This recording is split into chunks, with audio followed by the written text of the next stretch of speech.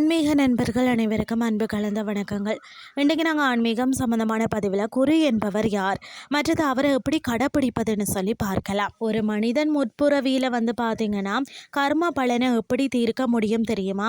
அமைதியாக ஒரு இடத்துல இருந்து கொண்டு தியானம் மேற்கொண்டாலே போதுமா? வேலைகளை செய்ய வேண்டுமா? ஒருவன் எப்படி நடக்கிறானோ அவனும் அது போலவே ஆகிறான் என்பது தான், அதாவது யஜீர் வேதம் பிரகதாரண்யக உபநிடதம்.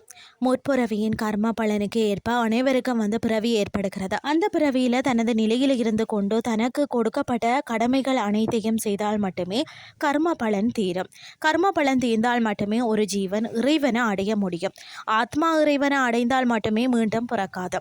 மீண்டும் பிறக்காமல் இருந்தால் மட்டுமே ஒருவன் நிரந்தர சுகத்தை அடைய முடியும்.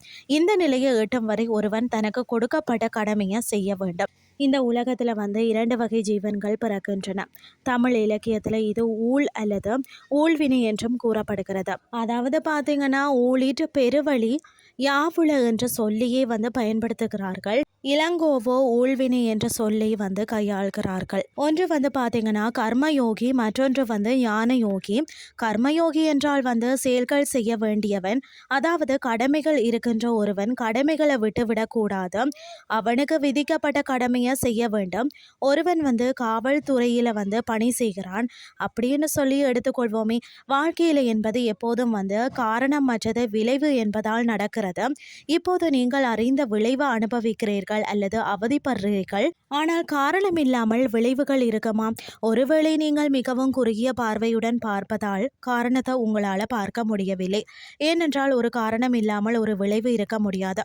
இந்த காரணத்தால் தான் கர்மா என்று நாம் கூறுகிறோம். அவனுக்கு நிறைய பிரச்சனைகள் வரலாம். பிரச்சனைகளை கண்டு பயந்து ஓடி நாம் சாமியாரை போல தியானம் செய்வேன், இறைவனை அடைவேன் என்று கூறினால் அது சரியில்லை. அவனது கடமையை செய்யாமல் ஓடினால் பாவம் மேலும் சேரும். அவன் இறைவனை அடைய முடியாது. கர்மா என்பது ஒருவருக்கு விதிக்கப்பட்ட தலைவிதி அல்ல. அது பார்த்தீங்கன்னா அவரவர் வினை பயன் அல்லது கர்ம வினை ஆகும். அவரவர் கர்மம் அவரவர் செய்யும் செயலில் தான் இருக்கிறது. நல்ல செயல்களை செய்தால் அதன் பயன் நன்மை தரும்.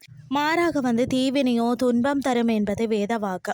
ஒருவரின் அனைத்து செயல்களின் பயன்கள் அவரவர் முற்புறவி செயல்பாடுகள் உட்பட அவரது கர்மாவினை தீர்மானிக்கின்றதுன்னே சொல்லலாம். கர்மங்கள் இருக்கும் வரை செய்துதான் ஆக வேண்டும். கர்மங்களை செய்துதான் தீர்க்க வேண்டுமே தவிர அதை கண்டு ஓடினால் பாவம் சேரும். கர்மங்கள் அனைத்தும் முடிக்கப்பட்டவுடன் தான் அந்த மனிதன் மீண்டும் பிறவி எடுக்காத இறைநிலையை அடைய முடியும்.